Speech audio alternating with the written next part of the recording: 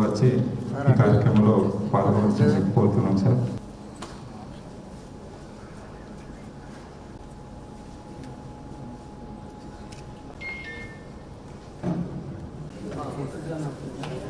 ఈ దేశముఖులు కానీ భూస్వాములు కానీ గారిని మాట్లాడవలసింది కోరుతున్నాం సార్. ఆసీనులైనటువంటి గౌరవ అడిషనల్ కలెక్టర్ గారు, అందుకో జోహార్లు కొమురయ్యా గారు వృత్తిరీత్యా ధర్మసాగర్ గవర్నమెంట్ జూనియర్ కాలేజీలో ప్రస్తుతం ప్రిన్సిపాల్ గా చేస్తున్నారు.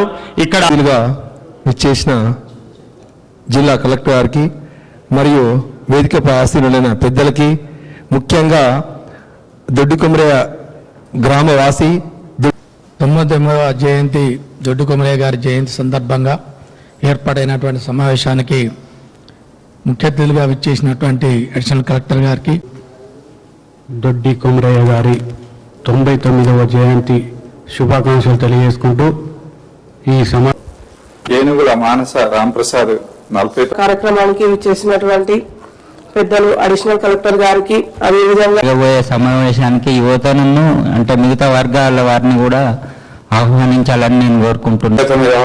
దొడ్డి కొమరయ్య జయంతి సందర్భంగా సమావేశం ఏర్పాటు చేసిన హన్మకొండ జిల్లా అధ్యక్షుని దొడ్డి కొమరయ్య జయంతి వర్ధంతి మేము జరపాలని కొన్ని ఏళ్ల బట్టి ఉమ్మడి ఆంధ్రప్రదేశ్ నుంచి కోరుకున్న రాష్ట్ర ప్రభుత్వ ఆదేశాల మేరకు దొడ్డి కొమరయ్య గారి 99వ జయంతి ఉత్సవం